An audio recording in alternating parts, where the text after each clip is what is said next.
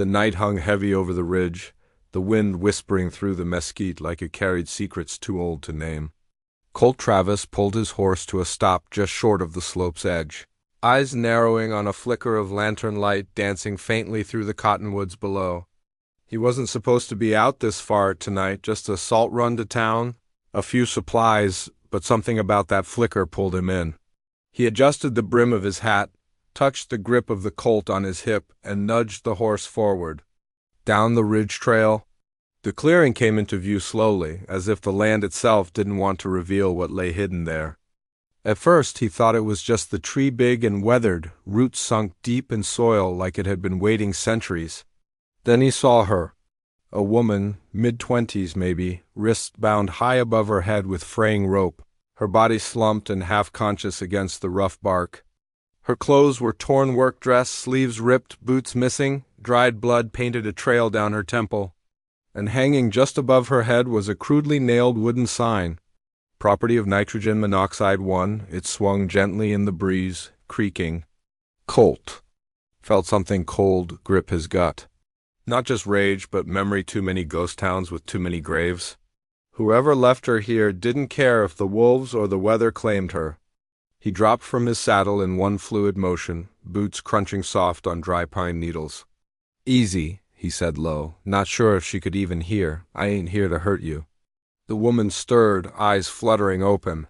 Fear flashed there, fast and wild like a trapped animal. Colt didn't get closer right away. He reached instead for the knife at his belt, a bone-handled bowie worn smooth from use, and took a careful step forward. She flinched. "Gonna cut the rope," he muttered. "That's all." She didn't answer, but she didn't scream either. That was enough. With 3 quick slashes, the ropes frayed and snapped. She crumpled before he could catch her, knees folding beneath her weight. He knelt, one hand on her shoulder, checking for breath. Her lips moved, dry and cracked. "May," she whispered. "Just ... May." Then the crack of a rifle shattered the silence. Colt's head snapped toward the tree line. He saw nothing, but the sound was close, too close. Another shot rang. Out, striking bark inches from where he crouched. "Hell!" he spat, and hauled May up into his arms. She weighed nothing bone and bruises and desperation. Colt sprinted to the saddle, heaving her onto the horse and swinging up behind. His hand gripped the reins tight, urging the animal down the ravine trail as a third shot wind passed. They didn't stop until the lantern light was long gone behind them and the stars above shimmered clean. Much later, a small campfire hissed and popped between them, casting long shadows over the rock wall behind. Colt crouched by the flames, his hat off, sleeves rolled up, boiling a strip of cloth in a tin pot. May sat across from him on a folded bedroll, shoulders tense, fingers twitching every few seconds as though checking she was really free. She hadn't asked why he helped. He hadn't asked why she'd been tied there like a warning to others. "I was claimed," she said finally, voice hoarse. "Not by law. Just ... men with guns. He wanted a bride, I wasn't one."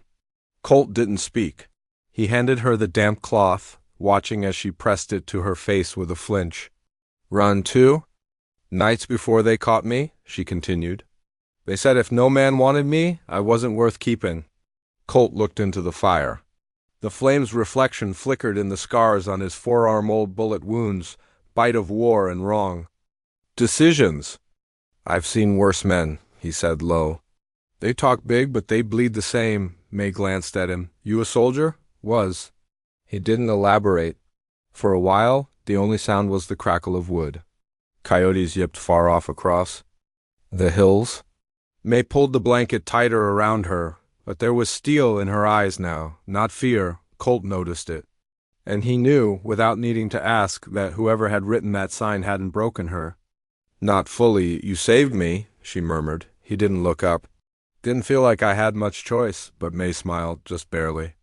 And something in Colt shifted, uncomfortable and undeniable, like fate had grabbed him by the collar and pointed him down a trail he hadn't meant to ride. The sun cracked over Broken Mesa Ranch like a slow burn, gold light stretching across the empty corrals and the long-neglected fields. Colt rode in with May slumped behind him, wrapped in his coat, her head against his back. The house sat crooked. On the rise, porch boards warped, chimney crumbling at the top, but it was the only place he could think to take her. Jess was already out by the barn, feeding what was left of the livestock. The old ranch hand squinted through the morning haze, saw them approach, and immediately scowled. "You pick up strays now?" Jess asked, wiping his hands on his worn duster. "Found her out past the cottonwoods," Colt said, sliding down. "Didn't have much choice." Jess tilted his head toward May. "That trouble walk in on her own legs, or did it get carried?" "She walked," Colt lied. "Mostly. Jess didn't buy it, but didn't press." He spat in the dust and muttered, "Just don't bring a war to the front gate." Inside, May barely spoke. She took the water Colt offered and the bar of soap, disappearing behind the curtain near the washtub while he pretended to fix a loose window frame. When she came out, steam rose off her skin, and her hair was damp, pulled back in a single braid. But Colt saw what the wash revealed, fresh lash marks crisscrossing her back, purple and red against pale skin, angry reminders of the days she'd been bound. She noticed his gaze and turned away, clutching the locket she now wore outside her blouse. "Was my sister's," she said. "She's out east. I was going to send for her before all this." Colt nodded once, as if that made things simple. Jess returned from town near sundown, dust on his boots, a scowl thicker than usual. He tossed a rolled parchment on the table that unraveled with a thump. The poster was fresh. Ink still glossy, wanted, May Harland, escaped property, last seen west of the San Rojas Ridge. Reward, $200. Beneath it, claimant, Gideon Wolf, proprietor. High Rock Mining Co. Colt stared at the poster. May stood frozen behind him, her face like stone. "He put a price on me," she said. Jess grunted. "Same man bought 3 girls last year from the territories. One came back in pieces." May reached out and touched the edge of the paper. Her fingertips brushed a crude sketch, her face rendered in haste. "Property," she whispered. "That's what they see." Colt folded the poster once and stuffed it into the stove. It flared, curled, and vanished in flame. "I can leave," she said quietly, "if it makes your life simpler." He didn't answer at first. Then he stood, walked over to the rifle rack, and took down a small revolver, weathered but clean. "If you ride out," he said, handing it to her. "But first, ride ready." May blinked at the gesture. "So you're not turning me in?" Colt's mouth twitched. "I'm teaching you to aim." They went out to the back pasture, just the two of them. Colt lined up tin cans on a fence post and showed her how to hold the revolver, how to breathe before she squeezed. Her fingers trembled. The first shot missed. The second came closer. The third rang out sharp and true, knocking a can end over. And May stared at the smoke rising from the barrel. "Not bad," Colt said, voice low. She smirked. "Guess I'm good for something." That night the barn loft held more warmth than either of them expected. Jess had gone to bed, and the wind outside had gone still. May sat on a bale of hay, sipping weak coffee from a chipped tin mug. Colt sat opposite, turning a horseshoe absently in his hands. "I thought I'd never laugh again," she said suddenly. "Until today." "You shot a tin can," he said. "Wasn't exactly a comedy." She laughed anyway, soft, real, and surprised. At the sound of it, it hung in the air like something sacred, echoing faintly through the quiet beams above. Colt looked at her then, not just as the girl he'd untied from a tree, but as something else, someone with fight still in her, someone who hadn't broken. May noticed but didn't speak. She just lifted her mug in a small toast and said, "To second chances." He raised his own. "And steady hands." For the first time in a long while, neither of them felt quite so alone. Late afternoon light bled copper across the mesas when 3 riders broke the horizon, shadows long enough to scrape the ranch yard. Jess was hauling water buckets when their horses clattered in, hooves gouging dust. One man wore a velvet waistcoat, unfitting the territory. Another sported a silver Conco bandolier. The third, all scars and sunburn, held a Spencer rifle casual across his thighs. They dismounted as one, boots slamming dirt, Spurs singing, a practiced intimidation. Jess straightened, wiping cracked hands on his shirt front. Help you, gents? He managed. Looking for what ain't yours, the waistcoated man said, voice slick as lamp oil. He produced a folded wanted circular and flicked it open. May's sketch glared up like an accusation. Girl answers to May Harland. You seen her? Jess set his jaw. Ain't seen a woman on this spread in months. The Conco man stepped forward, close enough for Jess to smell whiskey. Funny, he said, 'cause Gideon Wolf swears. She's hiding here. Says he brands what's his and nobody steals from Wolf. High above on the bluff behind the windmill, Colt lay prone in sagebrush, spyglass trained on the yard. He'd taken May to the barn the moment he saw dust trails instructing her to bar the doors. Now he watched, every muscle tight, trying to read Jess's shoulders. Velvet waistcoat drew a small pouch, the chink of coin loud in the hush. Silver dollars spilled into his palm. For your hospitality, he murmured. And for pointing us the right way. Jess's weather-beaten face flinched fear, temptation, something darker. His calloused fingers twitched toward the money. Colt felt heat simmer in his chest. The old hand's gaze flicked, almost imperceptibly, toward the barn. Bandolier man. Caught it, that so? He jeered, pocketing the coins as if the deal were struck. Colt's curse was a breathless rasp. He slid the spyglass away, unslinging his rifle. By the time he sprinted downhill, the riders were already striding toward the barn doors. Rifles UNSHATS. Inside, May paced the hay-strewn floor. Revolver clutched in both hands, heart banging like a hammer on iron. She heard boots outside. A bar being thrown across the handles, Colt. Then his hiss through the wall boards. 3! Oh, F 'em, hold tight. A fist pounded wood. Wolf's men. Open or burn, May swallowed. They'll kill Jess, she whispered. Colt's voice remained steady. Not if we keep them busy. He shoved a crate against the door, then another, forming a makeshift barricade. The first shot punched through a plank, splinters spraying. May ducked and returned fire almost blindly. Her bullet chipped the water trough, ricocheted, and, judging by the howl outside, found flesh. Colt spared her a quick, fierce nod. Good, he said. Now again, slower. Bandolier man screamed curses, limping behind a feed cart for cover.